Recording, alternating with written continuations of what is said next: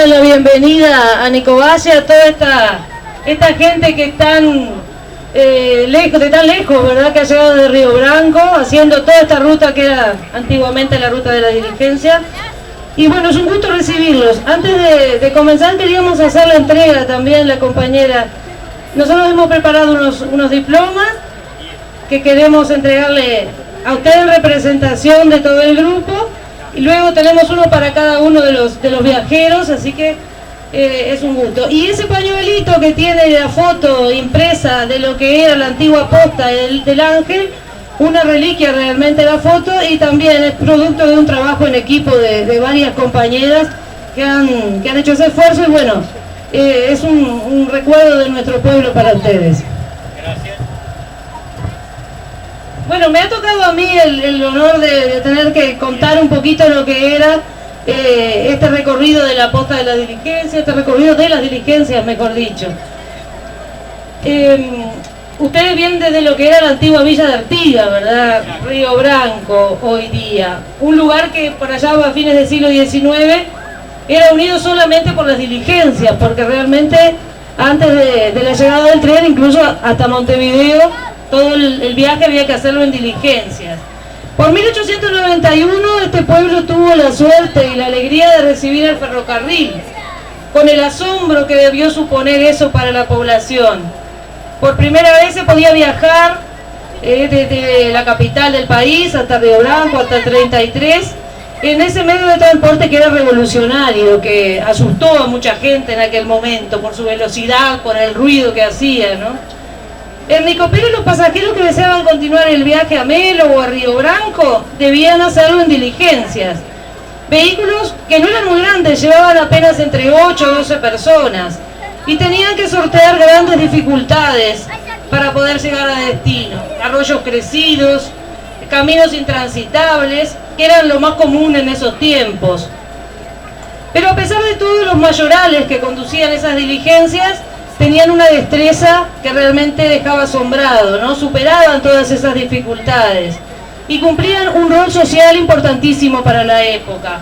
Llevaban correspondencia, a veces comprometedora, cuentan los historiadores, ¿no? Llevaban dinero, llevaban familias que realmente valoraban lo que era ese medio de transporte. Antes de fundarse Nico Pérez, don Francisco de León, uno de nuestros fundadores, tuvo en su campo ya una parada de diligencias que recorrían el trayecto entre Florida, Melo, 33 y Brasil. Uno de nuestros historiadores, que es Pereira Pérez, dejó mucha información de los primeros tiempos de nuestro pueblo. En esta esquina, en la que hoy estamos, se construyeron en el año 1884 unos ranchos de terrón que servían de fonda y posada, propiedad de los hermanos Sarasola, llamada en los primeros años Fonda Española. Luego se llamó Hotel Sarasola en años posteriores, cuando se le realizaron reformas, convirtiéndola en este edificio que hoy vemos aquí, en 1890, como puede verse en la parte superior. De esa época es la fotografía que tenemos ahí impresa en los pañuelos que hemos podido compartir en estos días también por internet, y que les estamos brindando a nuestros visitantes. Estampado en el diploma también va la misma foto, porque es realmente una reliquia. Cuentan que para la reforma se contrató a unos constructores italianos que, como medio de pago de la estadía en la posada, construyeron en la parte superior del edificio las esculturas de sus dueños, que podemos apreciar también, los hermanos Sarasola. Son dos hermanos, uno no se ve mucho por el árbol, pero realmente se han conservado muy bien. Eran artistas que construían en los distintos pueblos los cementerios, las esculturas, y que, como decíamos, como forma de pago y agradecimiento a los hermanos Sarasola, les dejaron en su edificio esos bustos. Aquí esta posta, conocida como Posta del Ángel, tenía su punto de partida entonces y llegada a la diligencia. Fue además este lugar un centro de socialización destacado en la población. En 1903 estuvo aquí Aparicio Saravia, con motivo del desarme de 1903, como nos cuenta el periodista Roberto Pairó de Argentina, que estuvo en ese momento cubriendo todo el evento. Hay muchos relatos que hacen referencia a los mayorales, como personas reconocidas en la zona, que venían también a la posada y pasaban aquí unas charlas muy amenas, ¿no? De tantos caminos que habían transitado, realmente eran personas muy atractivas en su conversación. Eran depositarios, como decíamos hoy, de mensajes, a veces llevaban medicinas, por lo general la carga era muy cara en las diligencias y no se llevaba demasiada, ¿verdad? Decíamos que eran muy pocas las personas también que accedían en cuanto a número a cada viaje, ¿no? Otros personajes también destacados en esos viajes fueron los llamados cuarteadores, que eran los más hábiles en el manejo de los caballos. Estos personajes también han sido protagonistas de cuentos, como de Santiago Dossetti, que contaba sobre Salvatierra. Hace unos días estuvimos compartiendo un cuento de él en internet.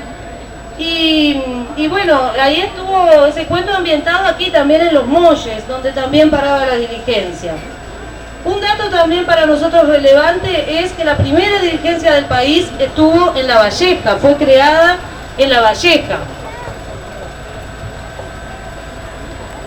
Esa diligencia partía de Minas a Montevideo, hacía ese trayecto y fue creada con una sociedad de accionistas que pusieron cada uno su dinero para crear ese primer medio de comunicar, ¿verdad?, dos ciudades para una época, ya por 1852, apenas había terminado la Guerra Grande y era el país totalmente campo, ¿verdad?, todavía. Quiere decir que ocupó un rol importantísimo también en ese aspecto.